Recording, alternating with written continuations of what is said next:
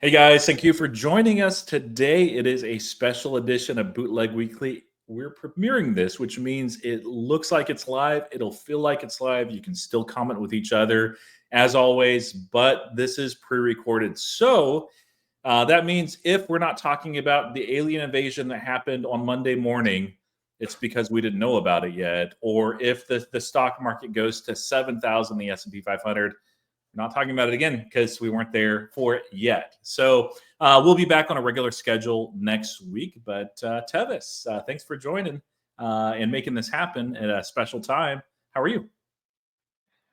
So my internet is also going to be choppy for this one.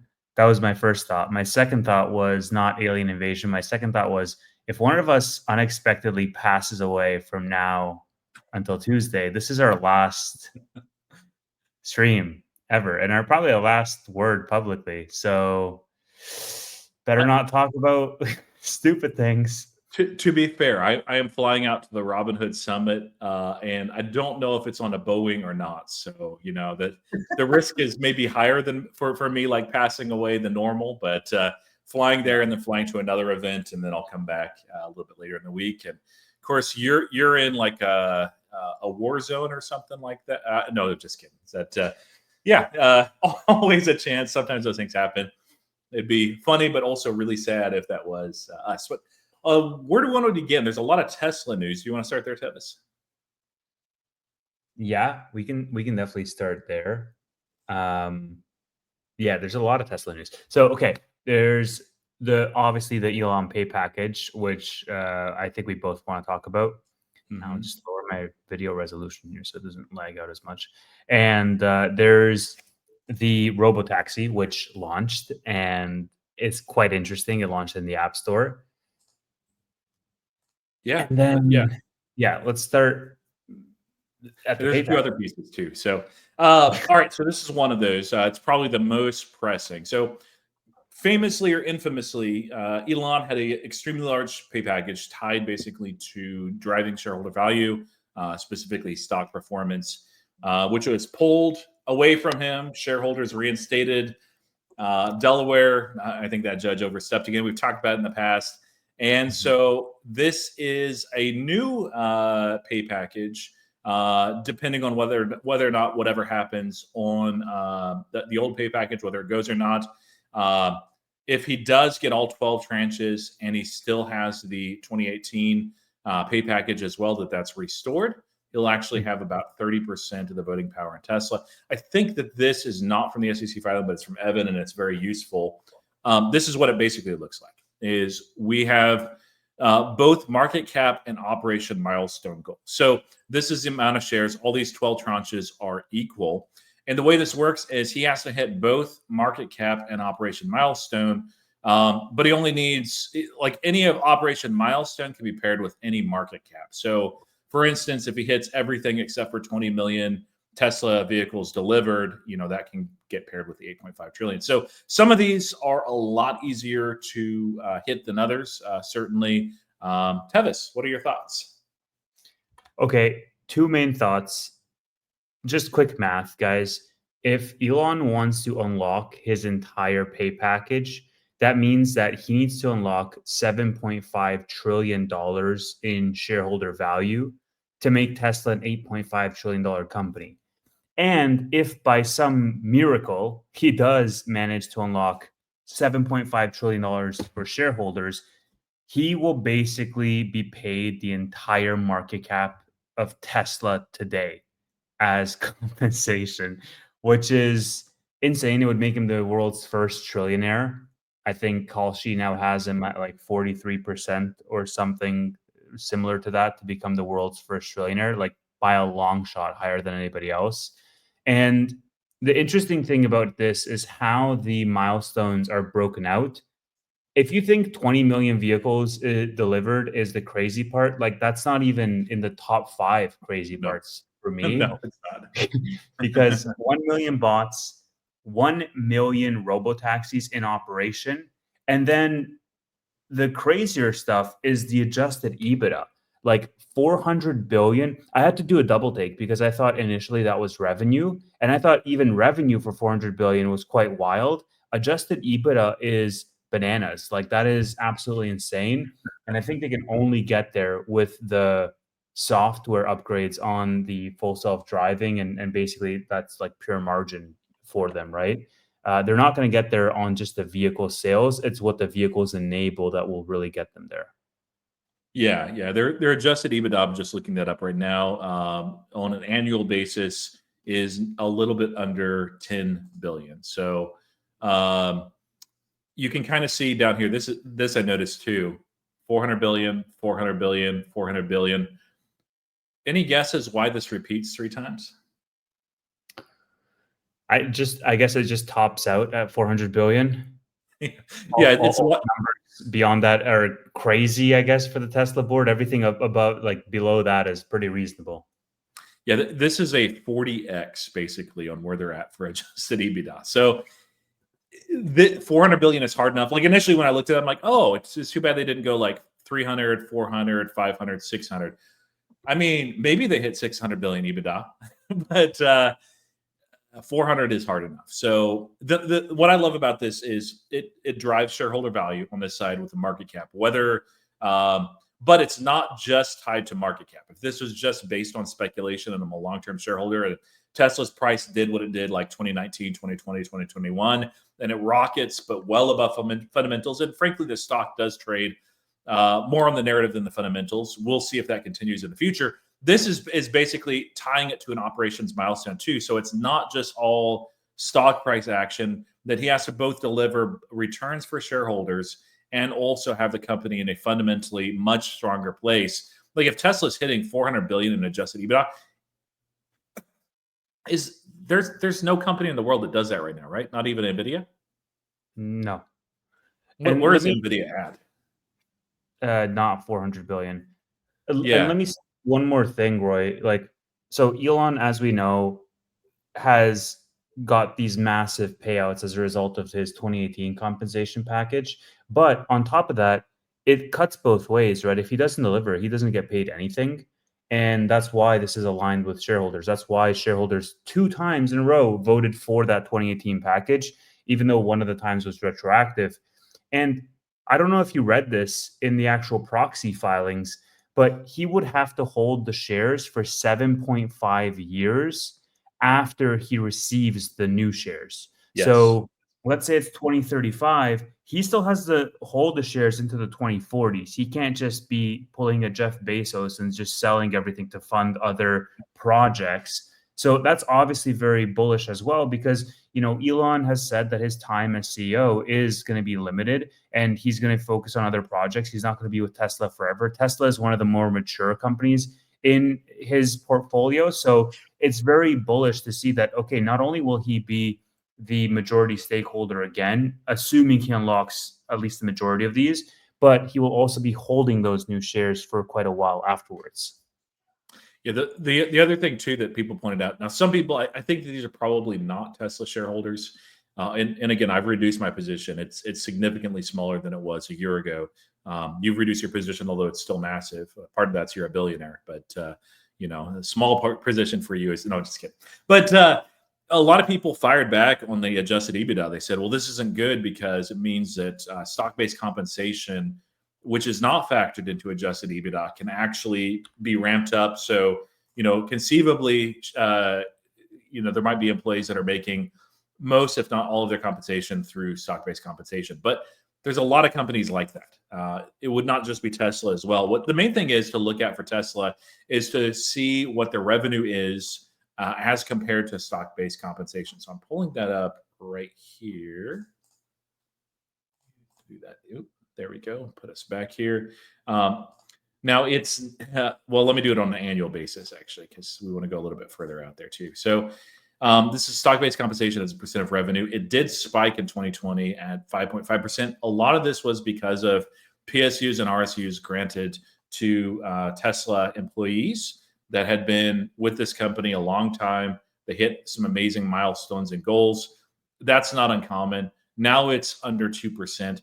I'm guessing in part because Elon Musk does want to retain a certain amount of voting power and have authority over that, I don't think that this might increase some, especially if revenue decreases. But if they hit those adjusted EBITDA levels, this stock-based compensation as a percentage of revenue will actually be significantly smaller over the next 5 to 10 years than it is today, just because revenue is ramping, even though some of their shareholder packages or employee packages will be SBC.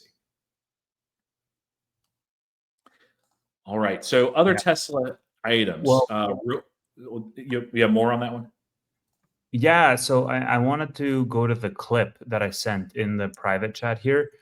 So this is from a member of the Tesla board, and I want to just have you hear what they're saying around the pay package. So if you want to play, I mean, we're going to get demonetized probably, but I think this is also a free clip on CNBC, so maybe not.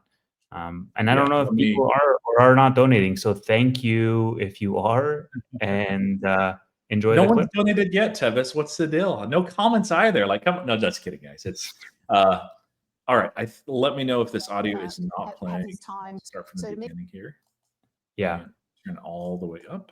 It's only 15 seconds. The plan is super ambitious, and that is what motivates Elon. So in coming up with a plan that will incent, motivate, have his time, focus, and attention on Tesla, we needed to come up with a plan that was super ambitious. So to me, the plan is super ambitious. And ultimately, I mean, if that's the goal, if it works, that's great. I'm skeptical.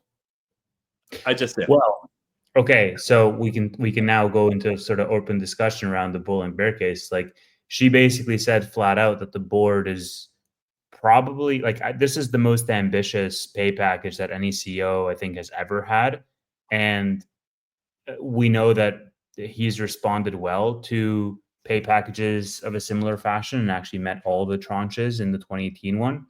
And if the goal is to motivate him, there was also a clause in there that the board was mentioning that they would need assurances from Musk that he would basically step down from politics or even commenting on politics in general.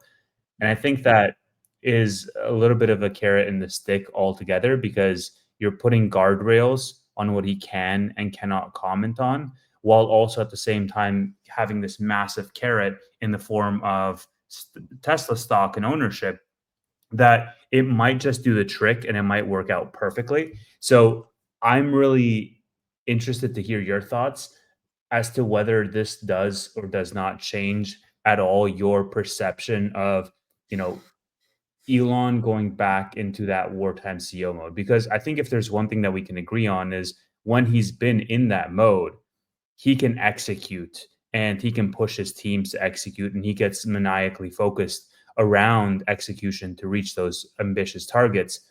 The trick is, how do you then motivate that individual to get into that place? And we thought in previous times that, hey, now that the Twitter acquisition is not completely underwater from a cash flow perspective, okay, well, now that the election is over, okay, we've thought previous times that he was going back into the driver's seat, and it seems as though all else has failed. He's publicly mentioned that he doesn't want to have he doesn't want to be driving AI. We're going to talk about that in just a second, but he doesn't want to be driving AI if he can't have a significant stake in Tesla to ensure the direction. I think some direct quote is like, he wants just enough to be able to influence it, but not so much that he can't be outvoted. So I guess the question is, Roy, does this change your mind? Like, does this make Tesla more investable to you at this point, knowing that this guy's back into wartime CEO mode? Assuming this passes, it still has to go through a vote, right? Yeah, I would have to see it to believe it. Like, the thing is with Elon Musk, I don't think that he's ever really been motivated by money. I think he likes money. He's the richest man in the world. I think he likes, especially that he can use money as a vehicle to get what he wants done. But he's already the world's richest man. So becoming the world's even more richest man is probably not on his top 10 board of achievements. But looking at what he can do basically to underwrite or fuel whatever other endeavors, be that what he wants to do with Grok, what he wants to do with AI, what he'd like to do with the moon and Mars. Maybe he buys Mars. I'm just kidding. He's not going to. But I don't know. Like attention deficit disorder is the wrong way to describe it, but it's kind of like that. That his attention span is actually kind of like it's a stereotypical mindset, but that people have of that generation alpha, which are, like in middle school, mostly in high school, that they're the TikTok generation, that they have no attention span. And there's a little bit of truth to that. There's a lot wrong with that. I also have one of those at home. So, and she's maybe an exception that proves the rule, but he's a bit like that, where he's interested and invested in all sorts of different things. And he's one man. He's capable of a credible amount, but even then, like, unless he was, so I do like that they're getting him to pull back away from the political stuff. That for me is actually the most important piece of this. Is it seems like if that's what ends up happening, that's really good for shareholder. Now, there is some brand damage that will persist no matter what. And there's some people that are going to be obdurate no matter what Tesla puts out there, no matter what Elon Musk does in the future. But this feels like an opportunity to possibly get old Elon back. Maybe not full wartime CEO, focused completely on Tesla, like 90% of his time, certainly more time. And it takes away like that brand damage that what really has limited their TAM, frankly, as a company. So I need to see more. I think Q3 is going to be phenomenal delivery numbers. We see some hints of that already, just because that demand lever has been drawn forward because of the EV tax credits expiring. Q4 is probably what I'm going to keep my eye on. And I think that might be absolutely dismal, horrible sales numbers. The market should know that. Sometimes the market overreacts either way with Tesla. And so what I'm probably going to do is just hold what I have here. I might add like a couple shares here and there. Nothing real meaningful. If we get a meaningful dip in Q4, it does make me a bit more bullish, but not like, oh man, I'm ready to go like 10%. My portfolio is Tesla. No, I think that there's better opportunities over the short term. What about for you? Are you adjusting, changing anything of your portfolio or your mindset with Tesla? Yeah. So first of all, what I'd say is I think ADD is definitely there. How I would categorize it for Elon specifically is more so shiny object syndrome, where he needs a shiny new object to play with, and then he forgets about all his other toys. And I think this pay package, that's a phone. Hold on. All right, we'll keep that one live. Not going to edit out bloopers, so you guys can see it as close to live as you can. One thing that we're going to talk about too in a moment with Tesla, and we'll talk more about this. I just want to show it to you real quick. Is this right here as it relates to robotaxis? This was shared by Brett Whitten. He's part of ARK Invest. So take it with a grain of salt. But this is hard data. Well, it's inferred actually by iOS app ranking. Brett had made the insight. Today's Tesla robotaxi app downloads outpace Uber across all rolling 30-day periods by 40%. And so it invested, let me bring that back up, it bested Waymo's best download day ever. And so if you look at the full chart, here's Waymo down here, Tesla way up here, Uber here. Now, part of this really shouldn't be, welcome back, shouldn't be too surprising, just because, first day when there's a well-anticipated app that's released, of course, it gets downloaded a bunch of times. We'll have to kind of monitor, but I mean, it's a good way to start. All right, Tevis, back to you. Yeah, so like I was saying, I think shiny object syndrome is something that defines it, and that this package could potentially be that new catalyst for him, whether he chooses to buy into it or not. Now, there's a couple of interesting things here. Obviously, I think Tesla has one of the more CEO friendly boards out there, where the board doesn't go against the CEO in many cases when they probably should. Yeah. I found it was interesting to see some of the recommendations. Yeah.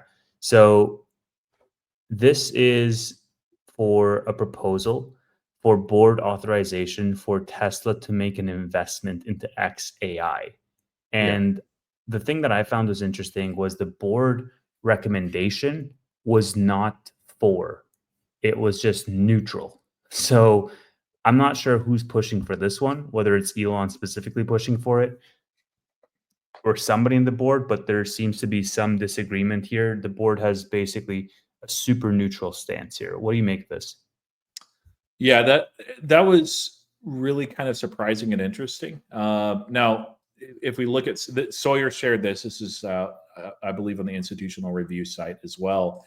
This is proposal 7 in detail. Probably going to be really hard for you guys to see on this end, but in essence, there's a whole bunch of whereases, and then it says, now therefore be it resolved that the shareholders of Tesla Inc. request that the board of directors authorize an investment in XAI in an amount and form deemed appropriate by the board to capitalize on the synergies between the two companies and strengthen Tesla's position as leader in AI, robotics, and energy. And there's a lot on this. So they include, they by the way mentioned the integration of Grok in Tesla vehicles, which is once that becomes real, it's kind of niche right now of what it is able to do. That'll become interesting. Now, this is something that's been talked about, I think, for a long time. And initially, XAI wasn't its own entity anyway. So I like this. I think that there's natural synergies there. With Grok itself in Tesla, with LLMs and also robotics with Optimus, it makes sense. You need something running there on the back end anyway. So why not have Tesla basically invest directly at XAI? They also have a ton of cash as well. What's limiting Tesla is not the inability to have enough cash to ramp up. So I'd rather put that cash to work in something that I think will do quite well. And XAI and Grok in particular have been doing really well as of late, getting a lot of remarks. So I'm for this. Them being neutral on it, well, it says that the shareholders, this is from the shareholders, not the board. You know who the biggest shareholder is at Tesla? Who? Elon Musk.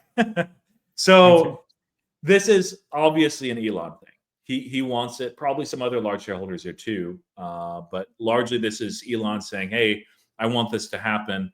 And I don't mind the board saying, hey, we don't have a strong opinion on this. Like there's merits for, there's merits against.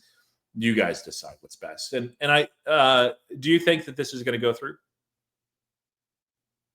Yeah, I think it's going to look. I think there's natural synergies for it to go through.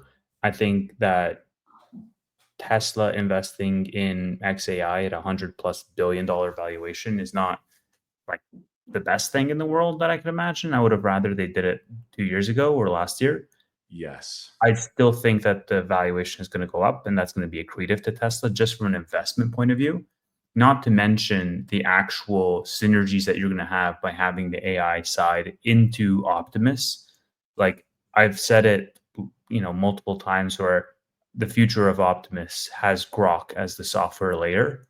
And that's really how you can unlock not only the blue collar jobs, but all the white collar jobs as well. Because now you have a humanoid that is actually smarter than all other humans. So I think it's going to be very, very lucrative for Tesla. I think it's going to be something that is serving as a bond or glue, if you will, for Elon's attention, because now he can like streamline his different paths. And I think it's going to be something that is going to be accretive for both companies and fits the wider vision of these independent swim lanes now all converging into one.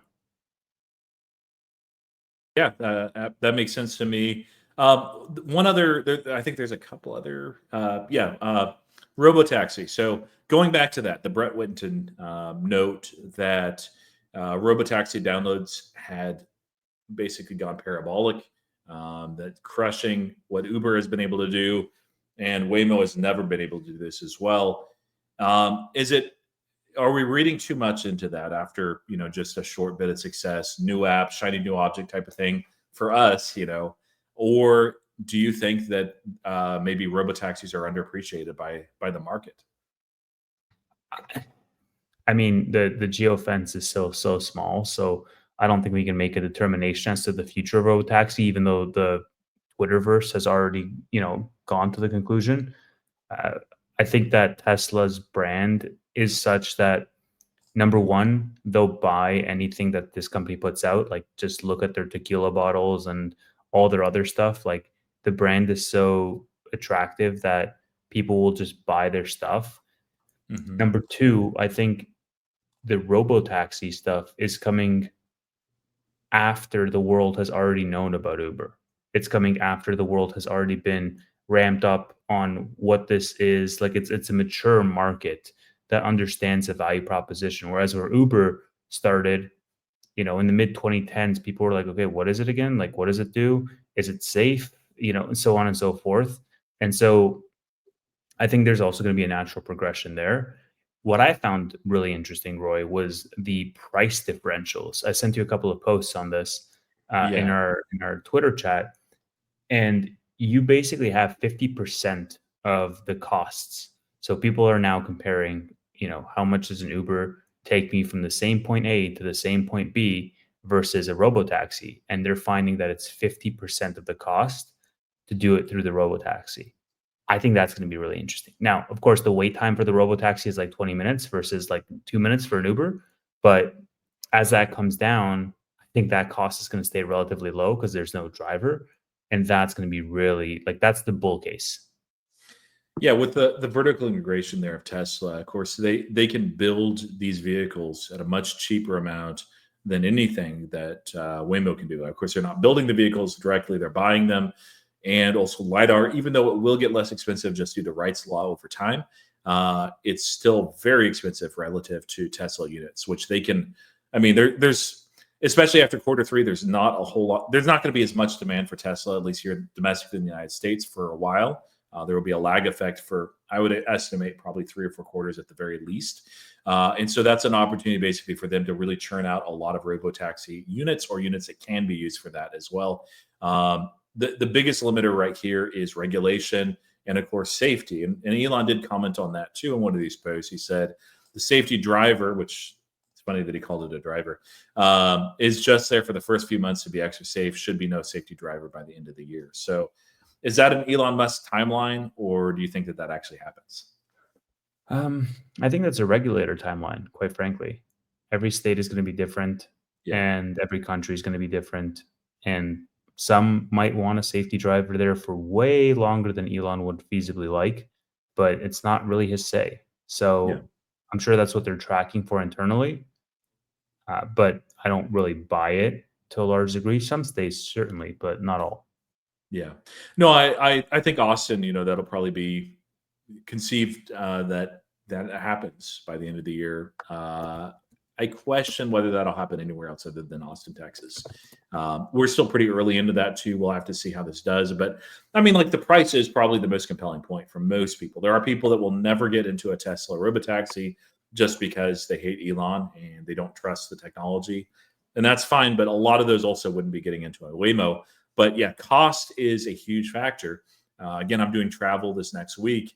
And while I am a Tesla bull, so I'm very biased, and I own 2 Teslas. But if robotaxi was available, even if it was the same cost as Waymo and Uber, I would be taking it. But even more so incentivized when it's like, oh, hey, this is actually a lot cheaper too. Now, if there was a long wait line, that's the other factor. I don't want to wait 20 minutes when I can wait 2 minutes. Yeah, the future is exciting. This is going to be a winner take all. I don't think Uber is dead in the water. I don't think Waymo is done. But I think that the market is underappreciating robotaxis. But again, I still think Optimus is that next major growth factor. Now, one last little tie into what we were talking about before with XAI and Grok in particular. That's another usage for robotaxi. It does some of this to a certain level, but not in the excellence that Waymo does. Amit, Tanner, and I had the opportunity to take a Waymo in our San Francisco trip with Robinhood. Wish you were there, but it was first time we'd ever been in a Waymo, and it wasn't perfect, but it was really good. I'm not bearish on Waymo at all. And one of the things that I thought was a highlight in particular was the communication aspect. That when you got in the car, there was a nice, friendly voice that talked to you and told you what was going on, and knew because of the app that it was your first time, and so would talk you through the process on the do's and don'ts, and would tell you, okay, you've arrived, and communicate the whole way. At least the videos that I've seen, I've not been in a robotaxi yet. That's not there. That's coming. But the easiest way to do that is, of course, through Grok, rather than like a pre-recorded voice that isn't dynamic. That way, like you can actually ask questions, or if you need to get out of the car because it's an emergency or something like that, there has to be a lot of thought put into this, but there's an opportunity there as well for that vertical integration. Yeah. I mean, so I think all eyes right now are on the vote and whether that's going to pass or not with regards to this Tesla decision for both the pay package and the XAI investment. Do you think that if it doesn't pass, that they're like Elon will just be like, screw this? That's my fear. I don't think so on the XAI piece, but on the shareholder, on the package that's tied to adjusted EBITDA and operational excellence, as well as shareholder value. Yeah, I don't think he'd be like out, but he'd be out like he has been over the last year or so, where he's very casually involved, kind of like Jeff Bezos and Amazon. Like he's still there's, I'm sure, a few things that he does and a few calls he's involved in, but largely he's just enjoying retirement. That would be very bearish for Tesla.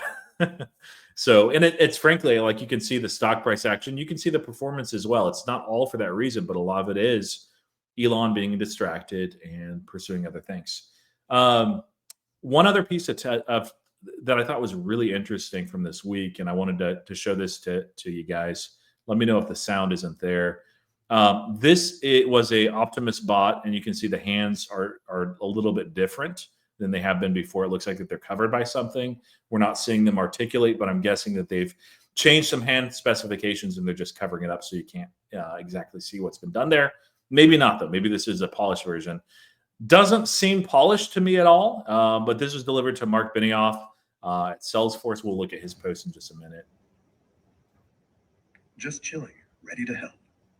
Hey, Optimus, do you know where I can get a Coke? Sorry, I don't have real-time info, but I can take you to the kitchen if you want to check for a Coke there. Oh, yeah, Let that'd me be know when you great. should go. Yes, let's do that.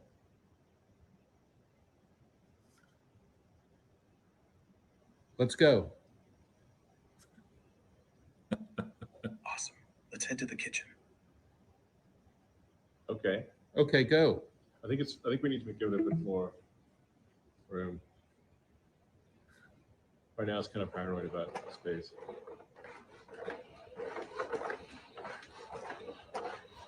It'll be able to walk a lot faster too. Hey, Optimus, what are you doing there? Thoughts, Tevis? Yeah, I mean, like I said in our private chat, like it's so impressive, but also so clunky at the same time that it's just it's only going to get better from here. And I think once it actually has the Grok software, the latest version of Grok in installed, basically, I think that's going to be really interesting from a conversational perspective. There was obviously lag there. There was lag between understanding the prompt and then also executing the prompt. So I think a lot of those things can and will be ironed out. In terms of what they did with the hands, they almost look like mannequin hands. I don't know whether that was because, like, if you zoom in, they're like legitimately like mannequin hands. And like, I don't know if that's actually the production version. I seriously doubt that. It's probably they put mannequin hands on there so that they can hide whatever they're working on. Maybe that's where my thought went. But yeah, I also don't know why it's painted gold. That's kind of weird too. I mean, so yeah, yeah, it's that like a was the same C3PO color. kind of thing. I'm color impaired, but it looked kind of similar to the color on the Robo Taxi when it was debuted too. So I don't know if that's like a thematic change, and we'll see that on a lot of future products when they're being demoed. I don't know, but it is kind of curious. Yeah, for me, it looked pretty ugly. It looked clunky. It behaved clunky. It was awkward. And so two things. I loved it because they're not just saying, okay, let's do 20 takes and we'll do our very best one and show it to people. At least I hope that's not what happened, because if this was the best out of 20 takes, it's pretty terrible. But what I think was, they're like, hey, let's just show this off, show that it's being used over there in the Salesforce office, and it's more of a gimmick than anything. Like, I closed the Mark Benioff thing, but So I didn't mind seeing it, like in its actual form. A lot of what we see from competitors is like they do 100 clips or 100 things. They adjust here and there. They'll move this object here and there, and then they'll do whatever their best take is, basically making it look far more refined and far better than they were. The exception is a figure. Brett Adcock was actually accused of this, and so he had like an hour or 2 hours of footage of it, basically just stacking sturdy boxes, but did not require movement of the lower body, did not require interaction with humans. It was just basically a machine, and machines can do this, whether they're shaped like humans or not, that are able to put packages. Still very impressive. But yeah, this gave us that refinement. Now, Mark's comments here, he is, normally Tevis is controlling this, so my apologies, but he had said Elon's Tesla Optimus is here. Dawn of the physical Agent Force revolution, which of course, Agent Force is a big push of CRM. I think probably the timing of this, by the way, CRM had their earnings earlier in this week, but they said tackling human work for 200,000, 500,000. Probably a little early yet to put a price figure on it, and that's why there's a huge range there. Productivity game changer. Do you think that this is actually serious, that there's going to be a partnership between Salesforce for Agent Force and having physical bots here, or not? No, I don't think Salesforce has any use for physical bots whatsoever.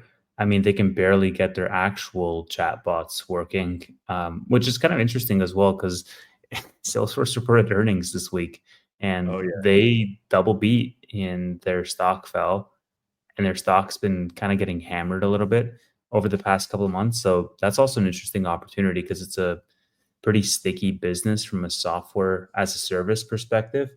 But yeah, I think Benioff is largely seen as a pretty influential Silicon Valley figure. I don't necessarily think that, they're going to have Optimus bots or any kind of collaboration. Maybe Grok. Actually, maybe Grok. They could. I could see that. Yeah, it technically not part of Tesla, but they'll be invested theoretically, and so that would be a benefit.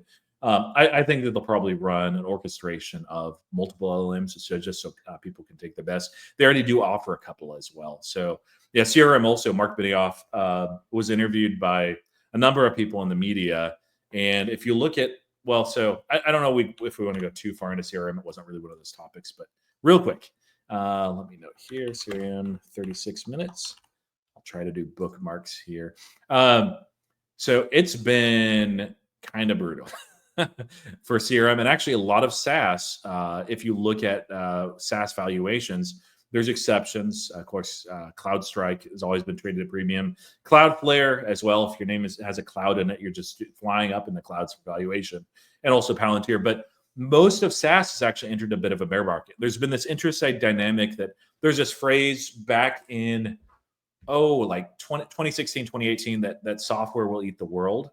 And now AI is eating software, at least some of these companies as well. So Figure, of course, reported this week. Salesforce reported this week. I believe Adobe did as well. And a lot of these are no longer trading at a substantial premium.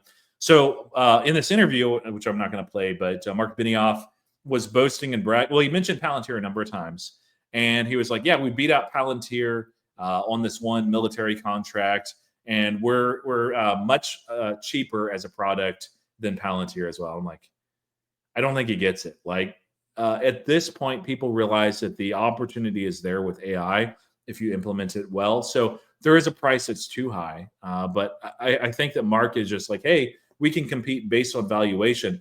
As a shareholder, you never really want to hear that because you know what that means? You do not have the best product. I don't want to talk too much about Palantir, but Palantir trades at quite the premium right now. Salesforce doesn't, but yeah, and Salesforce will be around for like multiple decades. It's hard to get rid of. It's pretty sticky. It's not the best product. It's an okay product. It's kind of like Microsoft Windows. And if you make it cheap enough, there is a market for that. But yeah, it's been interesting just to kind of see that price movement and valuation as well, and what the market thinks of these plays. One of yours, are you in Broadcom? I was in it for a while. I traded, in back and forth. I ran the wheel on it. It was in my dividend portfolio. So I captured, I think, like 50 or 60% of the gains, and then cut it around 220. It's like 350 now. But granted, I mean, it's been like almost a year since I cut it, because I cut it, Yeah. I think, in like December. Yeah, Broadcom, really interesting what's happening there. They also reported, and they have a mystery customer, Roy, $10 Yes. billion worth of orders, and people are now speculating that it's OpenAI. Yeah. It might be. I mean, it's got to be somebody massive. It could it be Google possibly? Yeah, maybe Amazon, but it's got to be one of the hyperscalers or something like an OpenAI. Probably OpenAI. I think that's actually a really good guess. It doesn't really matter because it's $10 billion, no matter who is paying it. So this one, let me pull up the chart here for AVGO. It's been on quite a ride too. There was for a lot of. Why is that not pulling up? Let me do Broadcom. There we go. All right, so here's year to date. Of course, during tariff time, it had fallen down to 146. Now it's more than doubled. You see this massive spike up as well. It did sell off and sell down after earnings a bit, but it's still way up. It's up 8.76% today. Excuse me, that wasn't earnings. That was the announcement of the mystery customer. But I've seen calls from a number of people basically that there needs to be the Magnificent Eight, and Broadcom needs to be in there. I interviewed a CEO of Granite Shares a couple weeks ago. I actually asked him if he's going to remove a stock from the Magnificent Seven and add another one. Which would he do? I figured he'd say Broadcom actually, and he said Palantir. But Batman, BATMAAN, is one of those acronyms that Jim Cramer has floated out there. Broadcom is a great company. It's massive. It's positioned very well.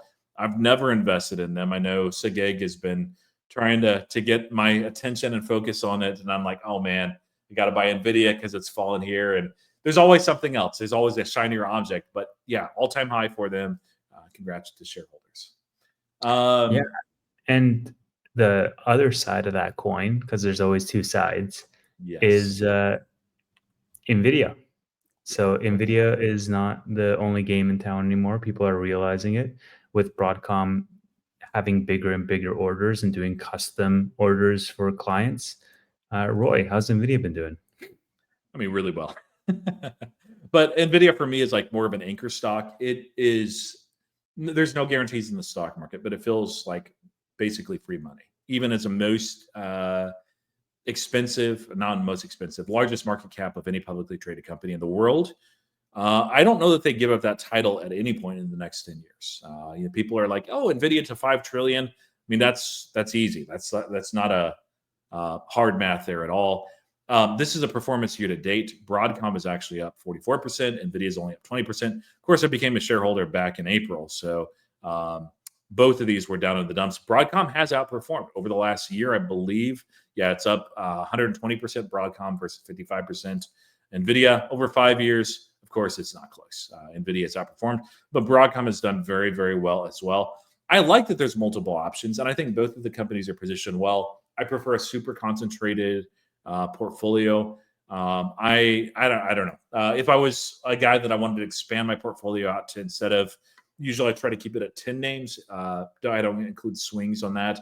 If I was going to go to 20 names, Broadcom would be in there. Mercado Libre would be in there. There'd be a lot of where I'm like, I have a basket of like 2 and I just pick my favorite one. I'd probably be an Amazon shareholder too, maybe even Google at that point. But yeah, they're doing great. No interest in buying them at all, but rooting for shareholders because, I mean, frankly, like there's going to be a lot of winners here. It's not just Nvidia only.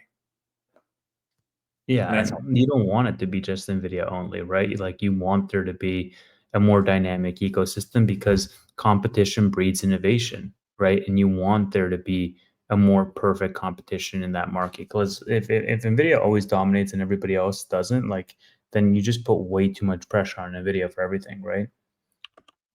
Yeah. Although as a shareholder, I wouldn't mind if there was no other competition and then they just were like instantly a 10 trillion. But no, like it is healthier for consumers. It's healthier for products as well. Yeah. There's a case to be made for monopolies. At a certain point, I know Peter Thiel makes that argument in 0 to 1, but yeah, we won't necessarily go there. Let's see. Beyond Broadcom, we have several IPOs. I'm actually looking for. Okay, here we go. Yeah, the list. So this is, you're not going to see the full thing, and it actually cuts off here. This, by the way, is not Figure Robotics. There's 2 crypto plays. I don't remember what Via did. I think it might be crypto as well. No, I'm wrong on that. I'd never heard of them before this popped up. But Gemini is, a crypto play. Figure is a crypto play. And also over here is Klarna as well. So Klarna is looking at IPOing on September 10th is the estimate. 4 different opportunities for IPO access. I'm seeing Klarna also on SoFi, which has Gemini, I believe, and Public as well has Klarna too. So this is probably the most popular out of these. Are you looking at getting into Klarna, Tevis? I'm looking at taking a look at Klarna and seeing their filings. I'm not going to be buying them on IPO day. I mean, like we saw how Figma went, and I made a precautionary post. I said, hey, look, it's IPO week. Here's the list of IPOs over the next week. And if you want to play them, sure, go ahead, do your own homework. But look at Figma, look at Circle, look at Bullish, look at all of these other companies. And the IPO game is just fundamentally just mispriced. So Figma, we've got, we'll do CRTL. Now, this is one of those things that, of course, Chamath had talked about too, that it's designed for a one-day pop, and that's mostly true. Figma, Circle, Bullish, which I actually tried to sell today, and I would think I was one day early for the flipping rule, and I didn't want to disabuse that. There's a lot of others too, but these are the more recent. We don't even need year to date. We can do 3 months. All of these are down from the initial first day IPO. Now, the kind of unique thing with the IPO filing is Figma. It's like, oh man, look how far it's fallen. It's not doing very well at all. Well, no, that's actually not true. Because if you had IPO access, you got into Figma at like $33 a share or thereabouts. Of course, if you're pre-IPO, it'd be a lot lower as well. I felt like that was a fair price for the company. And I was awarded one big share to this. So I ended up selling that earlier this week. I'm like, well, I made, I don't know, 100% gains or something like that. I was up, a whole lot higher. But the problem is if you sell, it depends on the platform, but 30 days for Robinhood, then there's a flipping rule that comes into play, which discourages people from flipping, at least that quickly. They don't really want that with IPOs. It happens anyway. And frankly, if I had 100 shares of Figma on that initial spike, I would have sold and been like, you know what? I will take the consequences because I'm taking that money. I almost did that with Bullish as well. Figma is one of those companies I think is really good. It's a shame that Adobe wasn't able to acquire them after all. But and I've used the product. I've been very impressed. For the most part, there's a couple of things where I'm like, this could be better, or Adobe actually does this better. But Bullish was one of those that I'm like, not interested in it long term at all. They do own CoinDesk, but I'm like, hey, the IPO thing does its thing, so let me make some money. And Bullish, I'll make some money on it. It's going to be, I think I'm up like 70% from that initial IPO. So that's how I'm playing it too. Is I have requested Klarna shares. It's not a huge amount. It's like $1,200 worth or something like that. And I doubt that I'll be awarded all of them because this is a very hot IPO. But if we go back to this post, there's Klarna, there's Figure, which I'm not too interested in. Gemini, I might do just, I'll take the Bullish money, I'll put it into Gemini as well. And we'll see how that does. But I mean, buying it in the open market on day one is almost always foolish for these. I think Circle is maybe the best of these. Let me just put in Circle here, and I'll remove the comparisons. Compare Circle with Circle. All right, in 3 months, a little bit more than. Let's just do year to date. Okay, so it's still up. quite a bit. I actually think that fair value for Circle might be around $90 a share. I don't know that we get that. Circle was kind of unique because it did have a bit of a pop when it IPO'd. You can see that here, but it really took a few weeks for it to get going, and then it was trading at almost $300 a share. I got like right there, and I'm like, okay, I don't short companies. I think Circle is a very good stablecoin provider, but man, that was expensive. And of course, it's been pushed down. Now, I don't think I'll become a shareholder at $90 a share, but I think that is fair value, and it might be headed that direction too. So just something to be aware of with IPOs. I might do a separate video. I've actually talked about doing this with the Robinhood guys, just explaining how IPO access works. So maybe look for that video in the near future. So you're not even looking at getting. Let me ask you this: are you on a platform where you have IPO access and you can get that pre-IPO price, or? I don't think I can get the pre-IPO price. I would have probably got in if I could get assigned shares at pre-IPO price, but I haven't tried. I haven't requested it, but I don't even know if I would be able to do that. I don't know, man. Like I went through this sugar high in 2021. I'm not really excited for IPOs anymore. I'm excited that we have more companies being public. I was actually taking a look at Figma this week because they reported earnings, and I was taking a look at their financials and, like what their fundamentals actually look like. And yeah, I think if it can get down to the right price for me, it could be really interesting for me to buy. Similar with Klarna, right? Like I'm interested in what they're doing, what their numbers look like, what they're saying about the future, less so than I am about investing on day one. Yeah, and he's a pretty interesting CEO to follow. Like it's been kind of funny to track it. Back when I got to interview Vlad initially, I actually asked him about his thoughts on this. But the CEO of Klarna basically had said for the last year they had stopped hiring completely, and the AI could do all of the jobs. And of course, that got all the headlines. And I asked Vlad, "Is like, can AI do your job?" He's like, "I hope not." But the funny thing is, there was a headline that came out this week with Klarna that indicated that so some previous ones from like 3 or 4 months ago were like, well, we started hiring again. Maybe we overstated that a bit. And then I'm not sure what went wrong to cause this, but they were having to shift people from marketing and also from engineering over to customer service, just because they didn't have enough people on customer service that were actually humans, which would seem to indicate, at least to me, I'm no expert, but that perhaps AI can't do all the jobs, at least yet. And there's certainly some jobs that we want people in. I don't want to talk to a robot when I call in. Now, if it can resolve my problem, if it understands it, it can do it fine. But otherwise, I want quick access to a human. I don't want to wait 3 hours to contact somebody. And what do you think about engineers being tasked for customer service roles, Tevis?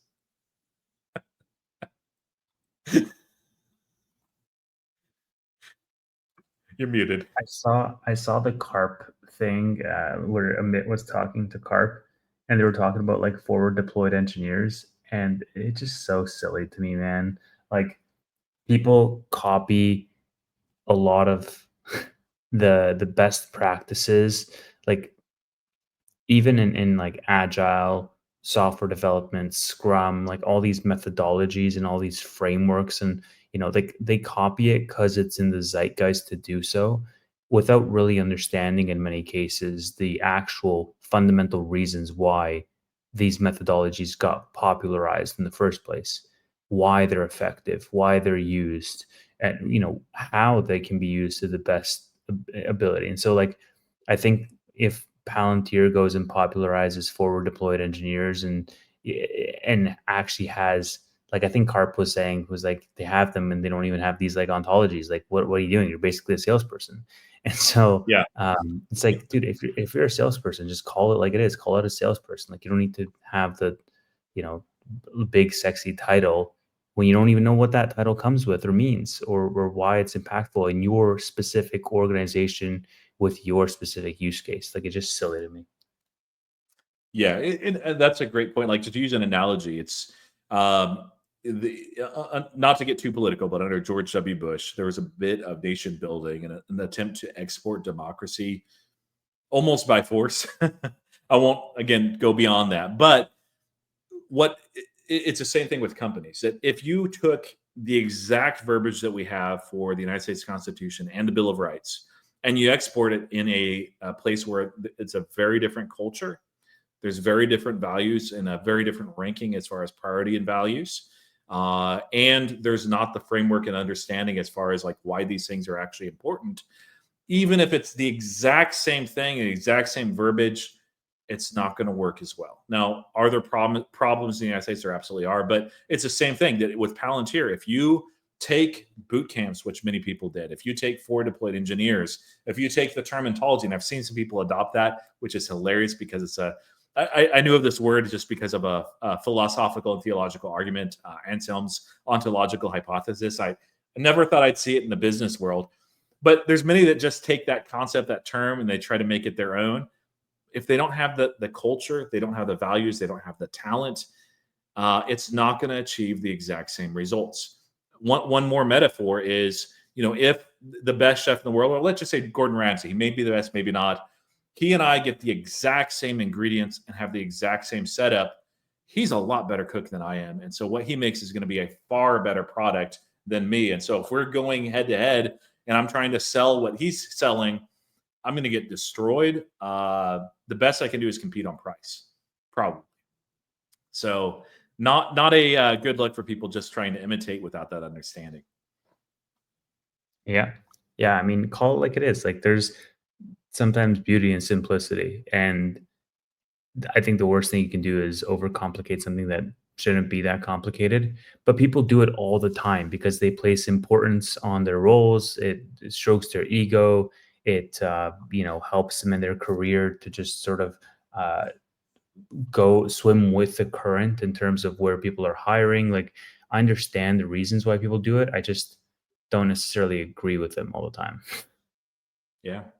I guess we have a few minutes left. We want to make this just close to an hour. We won't get to your questions, guys, but if people are asking questions, feel free to answer them on our behalf of Ron and Travis, how you think that we would answer, or at least our all three guys. I did want to share, just something kind of fun. So we talked Duolingo with Chris with data-driven investing. I've been selling a little bit here and there just because I needed a little bit more money for some other things. I have made most of my swing portfolio BMNR at this point. I think that there's been a great opportunity in Ethereum. I have the Ethereum that I'd like to have. This was an after-hours chat that we had, members only. For some reason, I tried downloading it. The file was corrupted. I tried uploading it. Didn't work. Tevis is late in responding and uploading it to me, so maybe I'll get that to you guys eventually. But Chris, same guy that was pounding the table on Duolingo. What's that? Tanner was late in responding to you. I don't even have the file. Not Tevis. Yes, my apologies, my friend. But I actually think that there's a much stronger case for BMNR. Now, two pieces of quick news here. Ethereum's monthly spot volume topped Bitcoin trading on centralized exchanges. First time over 7 years. Not too shocking. There was a change as far as the SEC. This is Paul Atkins, the chairman, regarding regulatory agenda. All of this is very bullish for crypto. I don't think I want to get too deep in the weeds here. There was a piece of news that came out from NASDAQ yesterday that said, hey, if you're a treasury, not Bitcoin even specifically, but it impacts all kinds of treasuries, Solana, Ethereum, and I'm sure there'll be others. You need additional shareholder approval to be able to dilute like you've been doing. Now, the thing that I loved about BMNR is whoever is doing their social media account is doing a great job. So we see a lot of Tom Lee all over it. He's a chairperson. He does like a monthly video, which is awesome. But as they came out with this news, they were very quick to say, hey, we're listed on the New York Stock Exchange. We are good to go. We can carry out our strategy no matter what. The alchemy of 5%, again, they're going for 5% Ethereum. I like that they get some revenues from staking. I like that they manage when they're undervalued, they end up buying back their own stock, where they can conceivably do that. They have $1 billion in cash. When they're overvalued, they'll dilute with the aim, again, to drive more Ethereum to the average shareholder. Very clear strategy. Institutions can't buy and hold for the most part Ethereum. This also is the Ethereum spot ETF net inflows. And you can see it's not all positive, but there's been a lot of positive activity. Even when it's negative, we're looking at thousands. When it's very positive, we're looking at millions. This is a range, by the way, so plus 3.47 million. You can see the chart down here from CoinGlass, and it's very bullish for Ethereum overall. So Duolingo, I think, is a fine company. I don't think AI is really going to disrupt them, but I think there's a better opportunity here. And the premiums are, should I show them the premiums, Tevis? Is that dangerous? Is it too No. dangerous? I mean, it's a big reason why I'm in BMNR and I'm getting heavier and heavier and heavier every week. BMNR is a bigger position right now than Duolingo is for me too. I haven't sold out of Duolingo at all, but I just prefer to write cash secured puts on BMNR instead. Yeah, here, this is just for next week, guys. So I ended up buying I had a small Duolingo position, took some losses there. It's fine. It's a little laggy. I apologize when I use StreamYard and this on my potato my computer. This is what it does. Maybe flipping BMNR is going to get me a new computer. We'll see.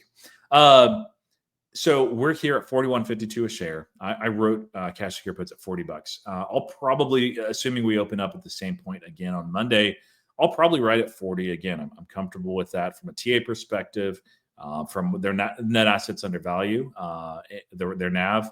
It makes sense to me there.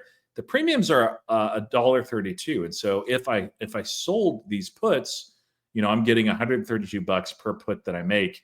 I mean, that I don't have the cash in this account. I do have it in my retirement accounts that are tax advantage, which, by the way, if you're in the United States, it's the best place to do this just because you're not paying short-term capital gains taxes on this, which is why most of my swing positions are in that. But regardless, that is a huge yield. That is over a 3% yield for 1 week. Is there some risk? Yes, there absolutely is. But the volume is there. There's actually the option chain looks healthier and healthier. Now, on the other side, with covered calls, you can sell covered calls. I actually did before the close today on the just 100 shares that I bought. I sold it. I believe it was a bit over 50 when I actually sold it. It was right there at a 1% yield. BMNR did fall a little bit as well. That's why I wanted to lock in the price. So this means, for those that are uninitiated, I think I got 50. I did get 50 cents a share. I made sure I got the 1% yield. That I either get 50 free bucks for locking up $4,000, or well, a little over $4,000. I have the shares. For not selling the shares, I get 50 bucks just for a week. A nice, even more than 1% yield on what I bought. Or if it blows past 50 bucks, which it might, I've made like 800 bucks in profit plus the 50 bucks just from that little thing.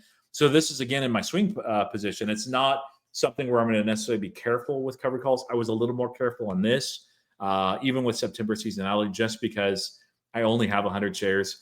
And I'm still trying to think of what I want to do with the profits and the proceeds. Most of the swing is in Roth and IRA, so I can't really touch the funds and use it to buy Ethereum directly. So I may buy just some BMNR shares that I just long-term hold and enjoy. Or I might just say, you know what, I've got some money in my my individual account. I'll just buy the equivalent amount that I'm making for the premiums, just some more Ethereum and add to that, just to give a little bit more stability. But yeah, I think that they're positioned well. I think the strategy makes a lot of sense. Ethereum is so well positioned. I've got a video, guys, you can watch that I released 5 days ago, I think, when we released this.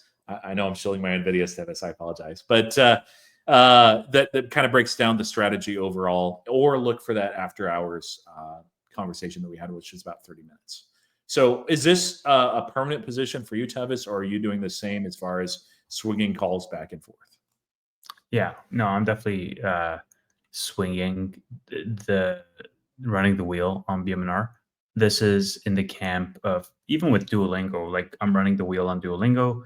I'm running the wheel on UNH, even though I had some shares called away on UNH, which I'm fine with because it shot up quite a bit.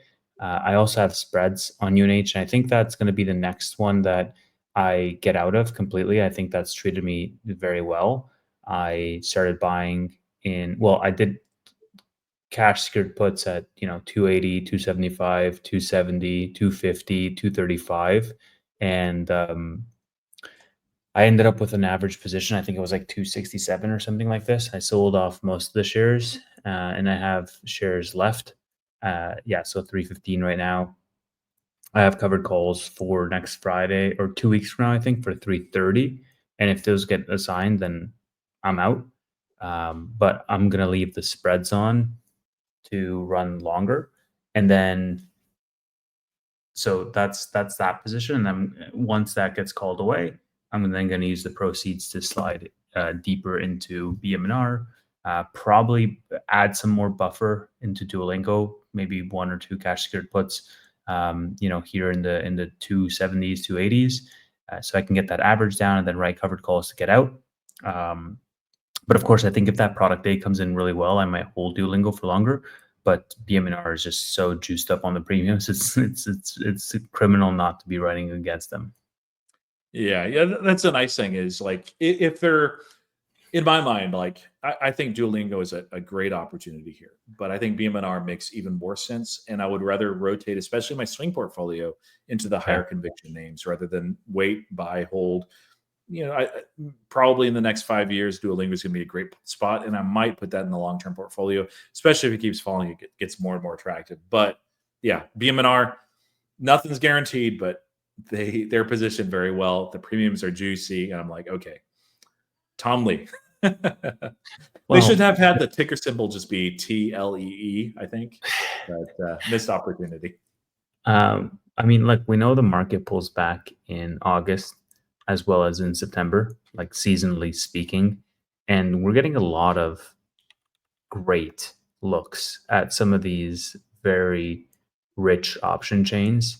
I was spoiled for choice today because I said, well, do I want to write on Duolingo at 270 or on Nebius at 65 or on BMNR at 40? Or do I want to write on Robinhood at $98? And those were sort of my 4 options. Or Lemonade at like $48, which fell from $60. So I'm just like a kid in a candy shop right now, and I still have my Amazon shares. So those are insurance for if things go south, then I'm gonna sell the Amazon shares. I already have made my money back from cash secured puts because it fell to 213 after earnings, and now it's back to 230. And then I have covered calls on those as well, which they don't yield any premium really, but that's just my piggy bank. That's like the parking spot for the money. So if things go south, then yeah, I can't wait to write more. By the way, have you looked at BMNR's investor relations or their website? Mhm. You notice any theme that seems familiar with another company that we talk about quite a bit? It's all Robinhood colors. Yeah, it's very close. I am a bit color impaired. Like even the way that the website is laid out, as far as our investors, it's very nice. I like it. So maybe my bias is showing towards Robinhood, which is why I'm like, hey, why don't I get into this company? But yeah, I wanted to share that news. Any last items that you want to cover, Tevis? Otherwise, we'll close. All right. I'm being a little bit quiet because it's past midnight for me, and that phone call was my neighbors in this hotel room with very thin walls saying, "Don't yell." Oh wow. So that's why I'm being. But honestly, like I'm gonna be back home very soon in the next couple of days. But when this airs, I'm gonna be back home, and I have a fun trip that I'm going to in a couple of days, which I might post on X. I might not. I'm gonna go see a Formula One race, so that's gonna be really fun. That'll be fun. Yeah, so I'm just sad they're not going to be with us at the Robinhood Summit because I think they've showed the agenda, but it's at a. Let me just make it vague enough. At least part of it's at a venue that is right up that alley. So keep in mind this is going to be published Tuesday, so I don't know when. Okay, yeah, it's a grant at the Grand Prix. So they're in Las Vegas. So wow, that's going to be really cool. But yeah, not a huge racing guy, but like it's awesome. So yeah, like I said, I still have my Robinhood position. I want to write more cash secured puts. So maybe if I go heavier into Robinhood, they'll invite me to things. But maybe way. this is like the attempt for a lot of companies to do like AI, like it pumps the things. Because Palantir's AIP, it was also set. Like they opened up and they talked about a partnership that they had with Formula One racing, a specific team. I don't remember which team. It's right there on the tip of my tongue. But regardless, anyway, Palantir's on Ferrari, I think. They're on Ferrari as well, but it's a new partnership as well. They talked about it a good bit. Didn't talk too much here about AIPCon, by the way, just because it's like 3.5 hours, and I'm like maybe at 1.5 hours in, and it's all great, but like I'm waiting. I'm like a kid in the candy store right there. I just have to have more time. Anyway, thank you guys for being with us here. It's not quite the same as live. We do look forward to getting back into live mode the week after this one, back on our normal regular schedule. And thank you guys for being with us. You're the best audience in the world. Later.